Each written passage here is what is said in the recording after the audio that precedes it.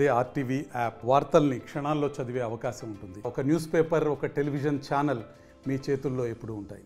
సాక్ష్యాధారాలతో సహా అంటే ఫోటో గ్యాలరీ ఆర్గనైజ్ చేసి, వీడియో క్లిప్పింగ్స్ కూడా ఆర్గనైజ్ చేసి, ఈ ఫోటో గ్యాలరీ ద్వారా, వీడియో క్లిప్పింగ్స్ ద్వారా ఢిల్లీలో ఫోటో గ్యాలరీ ప్రొటెస్ట్ ఆర్గనైజ్ చేసి, ఇవన్నీ కూడా డిస్ప్లే చేసి అన్ని పార్టీలను పిలిచినాం.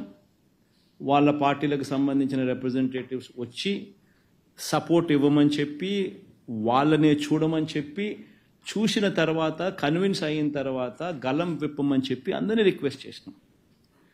సిమిలర్గా ప్రతి మీడియా హౌస్ను పిలిచినాం. వాళ్ళ రిప్రజెంటేటివ్స్ని, జర్నలిస్టులను పంపించమని చెప్పి, రాష్ట్రంలో జరుగుతూ ఉన్న అగత్యాల మీద ఫోటోలు చూడండి మీరే, వీడియో క్లిప్పింగ్స్ మీరే చూడండి, చూసిన తర్వాతనే మీరు న్యాయం వైపున, ధర్మం వైపున గలం విప్పండి అని అందరికీ రిక్వెస్ట్ చేసిన తర్వాత కొన్ని పార్టీలు వచ్చాయి. నువ్వు చెప్తా ఉన్న ఇండియా కూటమికి సంబంధించిన పార్టీలు, మిగతా పార్టీలు వచ్చాయి, కాంగ్రెస్ పార్టీ రాలా. కాంగ్రెస్ పార్టీ ఎందుకు రాలేదు అని కాంగ్రెస్ పార్టీని అడగాల.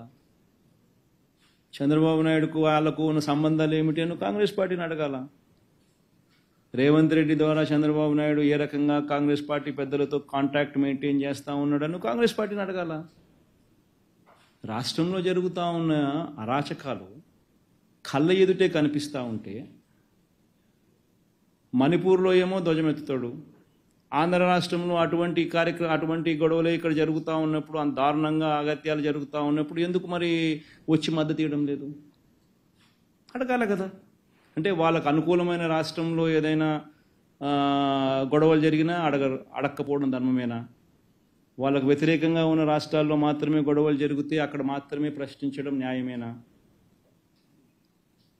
నా వరకు నేనైతే చెప్తా ఉన్నా, ఎవరైతే వచ్చి మనకు మద్దతు ఇస్తారు, ఎవరైతే రాష్ట్రంలో జరుగుతూ ఉన్న అన్యాయాల మీద తోడుగా ఉంటారు, ఖచ్చితంగా వాళ్ళందరితో కలిసి ఖచ్చితంగా పోరాటం చేసే కార్యక్రమంలో, అడుగులు ముందుకు వేసే కార్యక్రమంలో జరుగుతాయి. బీజేపీని పిలిచాము, కాంగ్రెస్ను పిలిచాము, సమాజ్వాదీ పార్టీని పిలిచాము, మన మమతా బెనర్జీ గారిని పిలిచాము, అన్ని పార్టీలను పిలిచినాము. వచ్చిన వాళ్ళందరితో కలుపుకొని, వచ్చిన వాళ్ళందరితో కలిసి పోరాటం చేసే విధంగా అడుగులు వేస్తాం. ఎందుకు వేయకుండా ఉంటాం? అల్టిమేట్గా న్యాయం జరగాలి, అల్టిమేట్గా ధర్మం జరగాల. మన వాళ్ళకి ఇటువంటి కార్యక్రమాలు ఏదైనా మన వాళ్ళ మీద జరగాలి అని అంటే అది వాయిస్ పైకి లేయాల. వాయిస్ పైకి లేచినప్పుడు, దేశవ్యాప్త ఇష్యూ అయినప్పుడు చేయడానికి వీళ్ళు భయపడే పరిస్థితి లేకపోతారు. ఆ పరిస్థితి క్రియేట్ చేయడం కోసం అని చెప్పి ఖచ్చితంగా వాయిస్ ఎవడెవరినైతే కలుపుకోవాలనో, ఎక్కడెక్కడైతే వాయిస్ లేపగలుగుతామో ఆ ప్రతి ప్రక్రియ కూడా చేస్తాం. అంతే కదా ప్రసన్న? ఆ ప్లేస్లో నువ్వు ఉన్నా కూడా అదే చేస్తావు కదా. అదే చేస్తాం. రాలేదంటే వాళ్ళని అడగాల, నువ్వు ఎందుకు రాలేదు అని చెప్పి. చంద్రబాబు నాయుడు మీద ఎందుకు అంత వ్యామోహం అని, చంద్రబాబు నాయుడుతో ఎందుకు అంత సంబంధాలు మెయింటైన్ చేస్తున్నారు అని నువ్వు వాళ్ళని అడగాల.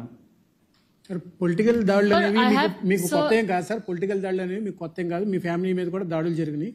కానీ మీ ఫ్యామిలీ మెంబర్స్ నుంచే కొంతమంది బయటకు వెళ్ళి మీ మీద పొలిటికల్ ఎలిగేషన్స్ కానీ ఇతరత్ర ఆరోపణలు కానీ చేస్తున్నటువంటి సిచ్యువేషన్, దీన్ని మీరు ఎలా ఓవర్కమ్ చేయగలుగుతారు? ఈ టాపిక్ మనమే డైవర్ట్ చేయడం ఎందుకు? అసలు జరిగేది ఏంది అని చెప్పి. రాష్ట్రంలో 50 రోజుల నుంచి మీరు అంతా చూస్తూనే ఉండరు, ఏం జరుగుతూ ఉందో మన కళ్ళ ఎదుటే కనిపిస్తూ ఉంది. 50 రోజులు నిజంగా ఈ మాదిరిగా కార్పొరేటర్ను మొన్న చూస్తూ ఉన్నాను. ఇక్కడ న్యూజివీడ్ కార్పొరేటర్ను యూట్యూబ్లో, సోషల్ మీడియాలో కనిపిస్తూ ఉంది. ఆ పిల్లడు పరిగెత్తాడు, కౌన్సిలర్ పరిగెత్తాడు, వెనక కత్తి తీసుకొని పొడిచేదానికి ఇంకొకటి పరిగెత్తాను కనుక. మన రషీద్ అనే మన వెనుకొండలో పిల్లోని ఏకంగా కత్తి తీసుకొని సోషల్ మీడియాలో కనిపిస్తుంది వీడియో క్లిప్పింగ్. దారుణంగా నరుకుతూ ఉన్నారు. ఎక్కడ చూసినా ఈ రెడ్ బుక్ పేరుతో హోర్డింగ్స్, ఎక్కడ చూసినా లోకేష్ అనే వ్యక్తి ఎక్కడ చూసినా పెట్టున్నాడు, మన కళ్ళ ముందునే కనిపిస్తూ ఉంది. నేను వెనుకొండలో మన ఏఎంసీ చైర్మన్ కారులో వస్తూ ఉంటే కారు ఆపి ఏ రకంగా కాళ్ళు చేతులు రెండు కూడా ఎరగొట్టి సర్జరీ జరుగుతూ ఉంది. పరిస్థితి చనిపోయినాడని చెప్పి వదిలేసిపోతే మన కళ్ళ ముందునే కనిపిస్తూ ఉండే.